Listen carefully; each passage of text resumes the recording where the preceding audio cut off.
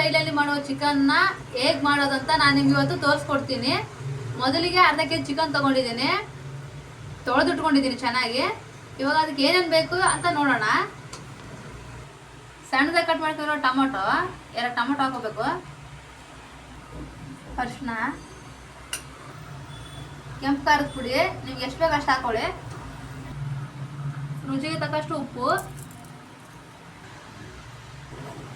ಬೆಳ್ಳುಳ್ಳಿ ಹಾಕೋತಾ ಇದ್ದೀನಿ. ಎಣ್ಣೆ ಹಾಕೊಳ್ಳೋಣ. ಈ ಥರ ಮಿಕ್ಸ್ ಮಾಡ್ಕೋಬೇಕು.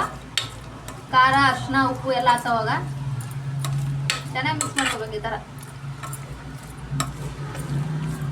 ಹಳ್ಳಿ ಸ್ಟೈಲಲ್ಲಿ ಮಾಡೋದು ಇದೇ ಥರ ಚಿಕನ್.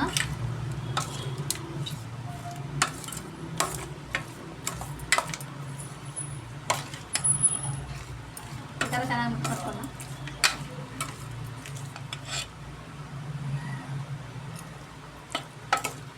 ಇವಾಗ ಗ್ಯಾಸ್ ಆನ್ ಮಾಡೋಣ.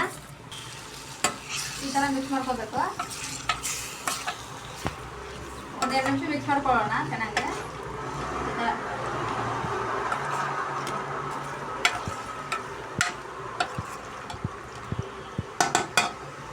ಕಸ್ತೂರಿ ಮೆಂತ್ಯ ಹಾಕೋತೀನಿ.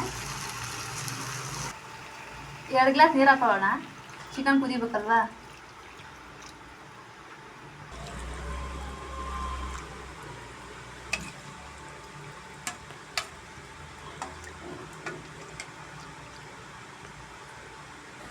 ಒಂದು 20 ನಿಮಿಷ ಬಿಡೋಣ.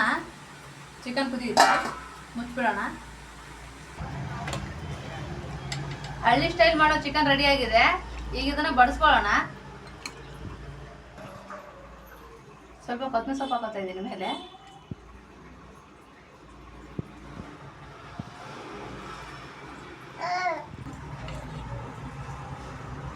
ಹಳ್ಳಿ ಸ್ಟೈಲ್ ಮಾಡೋ ಚಿಕನ್ ರೆಡಿ ಆಗಿದೆ.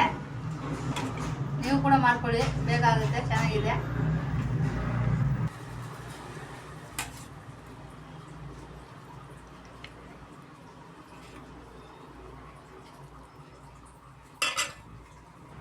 ಸ್ವಲ್ಪ ಕೊತ್ತಂಬರಿ ಸೊಪ್ಪು ಹಾಕೋತಾ ಇದ್ದೀನಿ.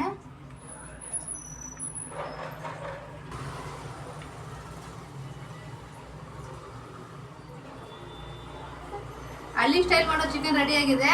ಹೇಗಿತ್ತು ಅಂತ ಕಮೆಂಟ್ ಮಾಡಿ. ನೀವು ಕೂಡ ಮಾಡ್ಕೊಂಡು ಟ್ರೈ ಮಾಡಿ.